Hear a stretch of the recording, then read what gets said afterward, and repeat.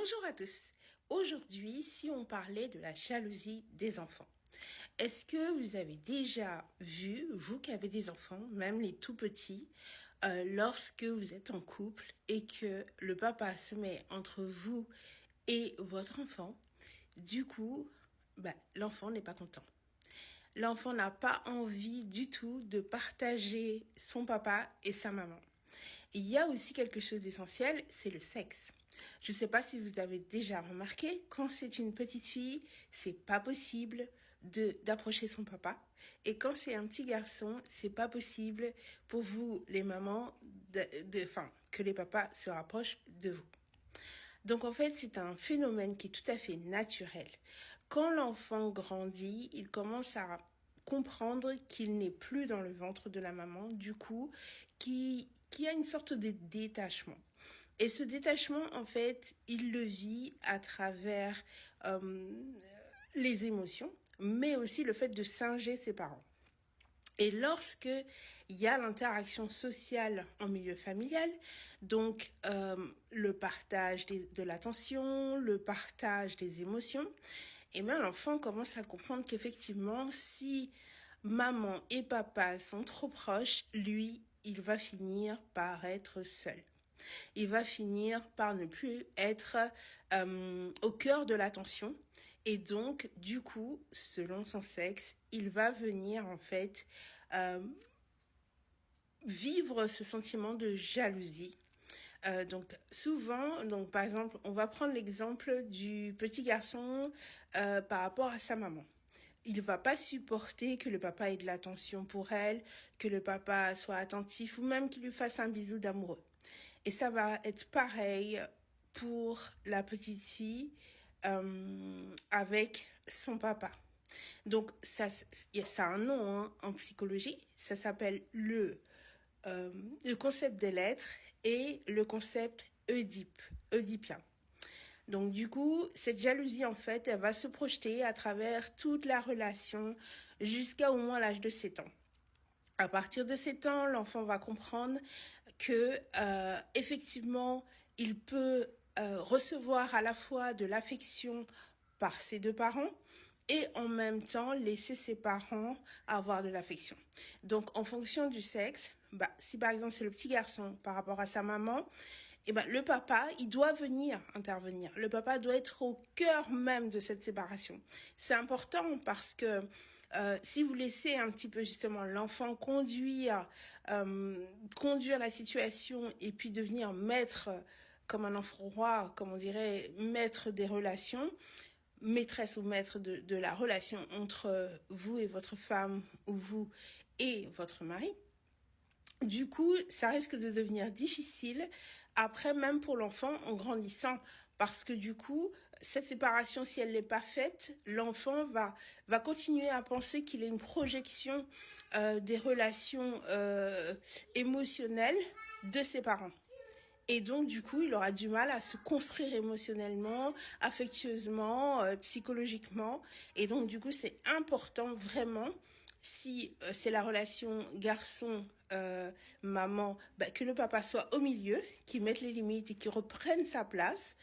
Et c'est pareil aussi dans l'autre sens, que la maman reprenne sa place et qu'elle définisse bien son rôle, qu'elle n'est pas que maman, parce que souvent les enfants ont cette projection-là. Faut comprendre, ils naissent, ils grandissent, ils vous observent, ils vous singent, mais en même temps, ils n'ont pas toutes les explications des interactions. Donc, du coup, lorsqu'ils voient les parents étant affectueux, bien sûr, ça leur donne un exemple, mais en même temps, ils se sentent en dehors de cela. Et il faut qu'ils aient leur temps d'affection, évidemment, leur espace aussi, dans la famille, dans la relation, mais c'est super important que le couple soit identifié et que le couple ait son espace, que le couple puisse se voir, s'embrasser même devant son enfant, bien sûr avec une certaine limite, évidemment. Il faudra pas venir les traumatiser. Et en même temps de pouvoir en fait interagir avec son enfant de manière saine et en même temps se sentir bien dans son couple et dans sa petite famille. Donc, il y a 3 choses à savoir que personne ne dit. C'est très très important que l'enfant puisse avoir son espace, des bébés. Pourquoi? C'est-à-dire qu'il peut être à côté du parent, mais avoir un espace où il dort.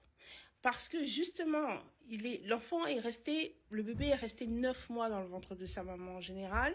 Du coup, il faut qu'il puisse s'identifier déjà comme être humain en dehors de cette maternité-là. Donc c'est très très important que l'enfant puisse avoir son espace. Ensuite, la deuxième chose, c'est bien identifier, comme je disais tout à l'heure, le couple. Donc c'est maman et papa, nous sommes ensemble une famille, mais avant que tu arrives, maman et papa étaient amoureux. Et ils le sont toujours. Donc du coup, tu as ta place d'enfant, on t'aime très fort, et ça dès tout petit, mais il faut quand même que maman et papa puissent continuer à s'aimer. Et donc, du coup, des fois, il arrive qu'ils se fassent des bisous et des câlins, et c'est normal. Et donc, commencer à leur expliquer ça dès tout petit, 2, 3 mois. Les enfants comprennent en fait. Dès tout bébé, euh, c'est vrai qu'il y a quelque chose que j'ai pu remarquer justement en observant TikTok, les réseaux sociaux, qu'on remarque lorsqu'on est formé justement à l'accompagnement des enfants et des tout petits, c'est que très vite ils comprennent. Très très vite, ils ont les notions de communication, d'interaction, parce que dès dans le ventre, ils communiquent avec vous. Donc, leur expliquer avec des mots d'enfant, leur expliquer avec des gestes affectueux pour qu'ils puissent comprendre, leur donner l'exemple et puis leur montrer, ça c'est faire mal, ça c'est être gentil, ça c'est être bienveillant. Voilà, pointer du doigt ce qui va très très bien et les féliciter et en même temps préciser quelles sont les différentes notions. Qu'est-ce qu'il faut faire, qu'est-ce qu'il ne faut pas faire. Donc le couple doit exister dans la famille, dans cette notion de famille, parce que c'est une identité propre. Bon, après, ça devient un peu plus complexe quand ce sont des familles monoparentales. Les familles monoparentales, soit le papa avec l'enfant ou la maman avec l'enfant, ça devient plus difficile. Bon, s'il y a séparation, mais que les deux parents sont identifiés et s'occupent de leur enfant, bah, là, la séparation, elle est faite quelque part, parce que l'enfant va chez son papa ou chez sa maman, du coup, il sait qu'il y a une différence. Mais faites attention à votre deuxième vie, c'est-à-dire si vous rencontrez quelqu'un d'autre, l'enfant va vivre la même chose. Il faut qu'il puisse identifier sa place d'enfant au milieu de ce nouveau couple qui se construit ou de cette nouvelle famille.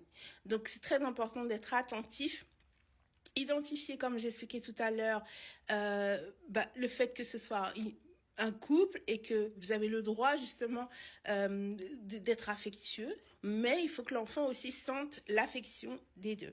Après, quand c'est les familles monoparentales où l'autre parent ne s'est pas du tout occupé de l'enfant, là, il va falloir lui apporter une identité autre, c'est-à-dire avoir un membre de la famille élargi qui puisse être là comme représentation, par exemple un oncle ou bien un cousin, comme représentation masculine de manière saine, et ou une tante, une très bonne amie de représentation féminine. Parce que l'enfant en a besoin pour se construire.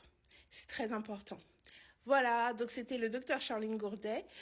Si vous voulez encore plus de conseils et puis aussi découvrir mes cahiers d'exercices qui sont faits pour tous, toutes les personnes qui ont besoin de prendre soin d'eux, mais qui rechignent un petit peu à aller en cabinet ou bien se faire accompagner à distance, vous pouvez me contacter directement par le lien sur ma bio, regardez un petit peu ce que je fais, qui je suis, et puis abonnez-vous pour suivre tous les concepts un peu avec humour, parce que la psychiatrie et la psychologie et les neurosciences cognitives ne sont pas forcément trop sérieux. On peut aussi faire découvrir le domaine, faire de la prévention santé, de la médecine préventive sans être trop sérieux et apporter une petite note d'humour. Voilà, bon, je vous dis à très très bientôt et puis gardez le sourire.